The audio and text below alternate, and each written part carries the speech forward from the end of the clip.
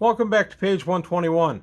Again, we're going to jump into the monster manual today, and we're going to look at a cockatrice. I think everybody's sensing a theme in some of these monsters lately. And a cockatrice, they are uncommon, 1 to 6 appear, armor class 6, 5 hit dice. They are fast flyers at 18 inches, by the way, 6-inch movement on the ground. 5 hit dice, number of attacks 1, damage 1 to 3, touch turns to stone. No special defenses, no magic resistance, animal intelligence, they are neutral alignment, and they are small. Cockatrices are found in temperate to tropical regions, both above and below ground. They can inflict only minor wounds with their beaks, but their touch will turn flesh to stone, save versus stone or petrified. Note the petrification aura of this monster extends into both the astral and ethereal planes and can thus affect creatures on those planes as well. See the basilisk. The serpentine tail of the cockatrice is yellow-green, its feet and beak yellow, its wings are gray, the feathers are golden brown, and its wattles, comb, eyes, and tongue are red. So there you go, the cockatrice. Kind of an innocuous type of creature at an armor class 6 with only 5 hit dice. You're only going to be running around 25 to 30 hit points on this guy. It's not that bad an encounter until, of course, you get to the part where the touch turns creatures to stone.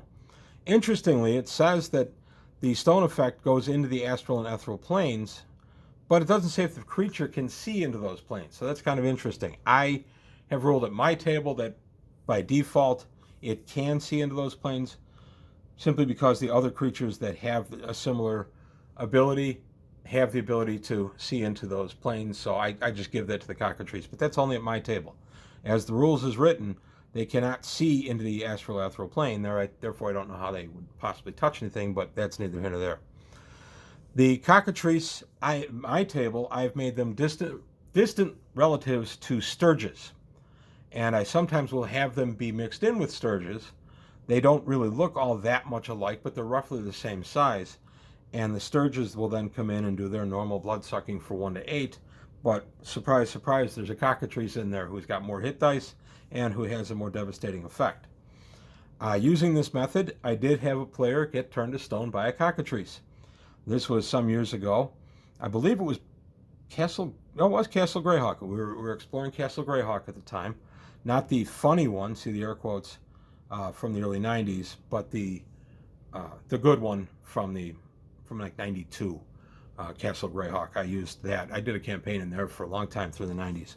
But anyway, the cockatrice came in with a cloud of sturges, and they were fighting, and then realized there were actually 2 cockatrices in there. Oh my gosh, what do we do? Well, the answer was one of the players got turned to stone.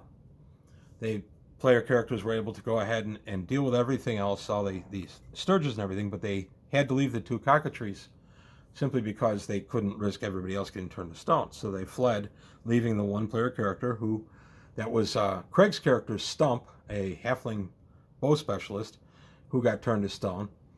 And they went, and as parties do, you go and try to find a means to turn this guy back from stone to flesh.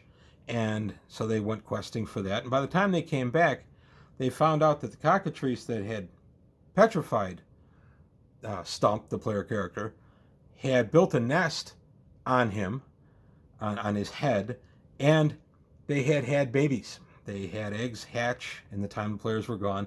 So the players had to deal with 3 immature cockatrices, which I did as half hit dice, and their petrification save was at +2, but they had to deal with mom and dad as well.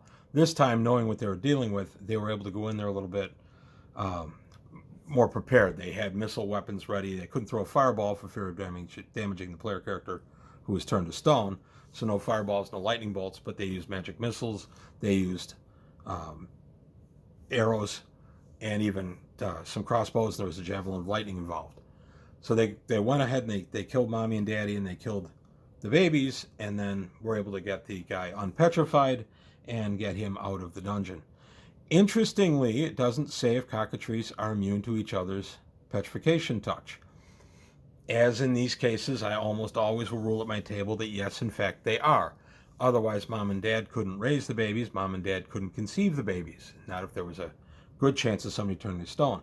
On the other hand, you could always just assume that it's a survival of the fittest kind of thing, where the cockatrices who are propagating are the ones who've made their saving throws versus petrification, therefore giving them a little bit better place in the Darwin scale, and maybe building up a general immunity overall, or however you want to do it at your table. At my table, I just go ahead and I make them immune to each other, simply because it just saves time. And as I said, I make them distant relatives to sturges, and I make the sturge immune to the Cockatrice petrification touch as well.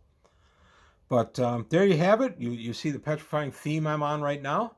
Let me know what you think. If you want me to start doing theme videos where I'll do 2 or 3 related videos in the course of a couple of weeks or whatever. If this is something you're interested in, please leave a comment below. Like and subscribe. I appreciate it if you did. Tell your friends. Also take a look at the Patreon, see if you can help me out there. But that's all I've got today on page 121. Thanks for your time. Thanks for watching. And I'll see you next time.